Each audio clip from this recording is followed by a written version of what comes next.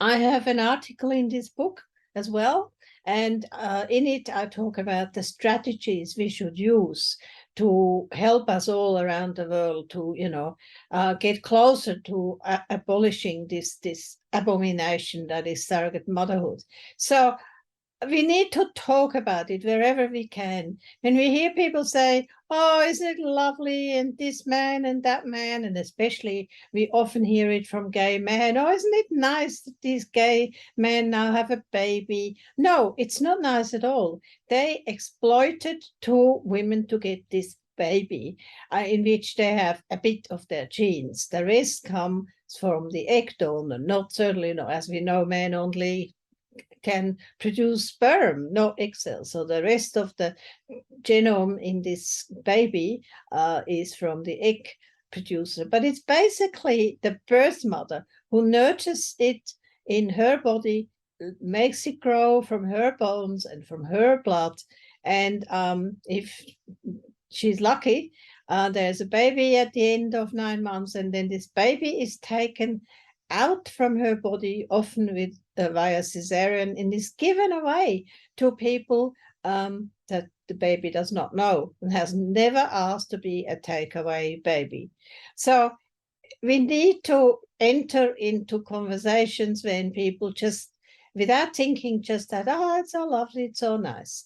This is true for commercial as well as so-called altruistic surrogacy. Because some people think, oh, well, if no money gets paid, then it's a good thing. It is not a good thing. It means very often there's an immense hurt that comes to the so-called surrogate mother, who will never see her child in many, many cases. And that, the family member who promised her that it would be, like a little sibling for her own child, then grows very, very annoyed that this woman can actually have a pregnancy and she couldn't.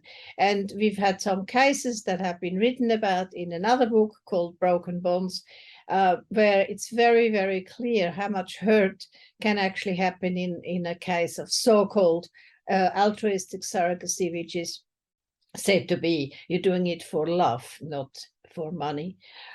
In my article, I also say that we absolutely need more gay men to become to work with us, be abolitionists, and speak out in public.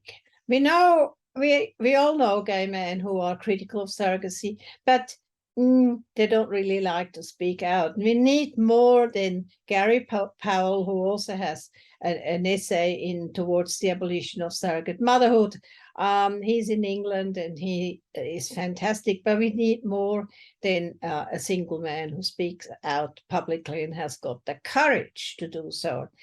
Another point that I make in my chapter is that we have to look very critically at some of the new groups that are coming up, and they have lovely names like CHIP, and they produce the so-called Verona principles, and the message goes something like that. They say there's good surrogacy and there's bad surrogacy. We really want to uphold the good surrogacy, and we want to do this because we're doing it for the right of the child. This is rubbish. It is absolutely rubbish. At the beginning of surrogacy, there is no child, there is no embryo, there is nothing. And it is only through a contract that gets signed by a woman who has said, yes, I will act as a surrogate, and a couple that has the money to do so. It is only through that contract that a child is then said to be created in an ART lab,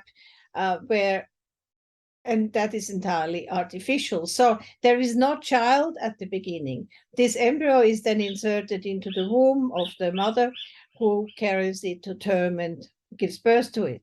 So it's wrong to say that we need to have regulations of surrogacy for the children, because there are no children.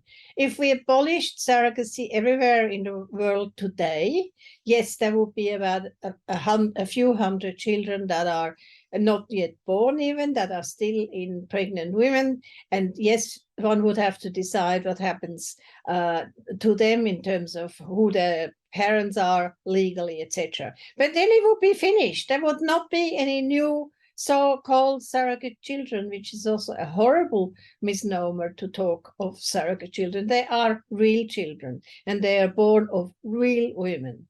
So another thing I also say in my article, which is really important, I think, and especially women need to think about that, I suggest we need to get past the compassion trap.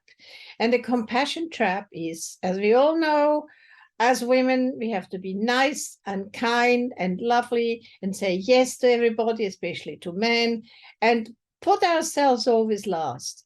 And that is actually what women who agree to carry a child, grow and carry a child for somebody else are doing. Or that is what women who say, yes, yes, I so-called donate my eggs, meaning I'll let myself be treated by very damaging hormone-like drugs. They do that. They say, oh, I want to do something good. I want to help somebody who's infertile have a child.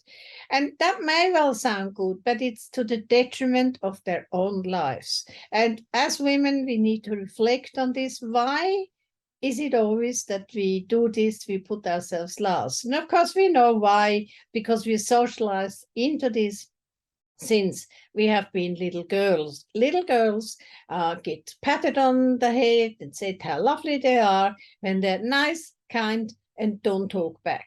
And those of us who in our childhood have talked back and have kept talking back, we're seen as the bad women, the witches, and whatever. In earlier centuries, we were burned on the stake.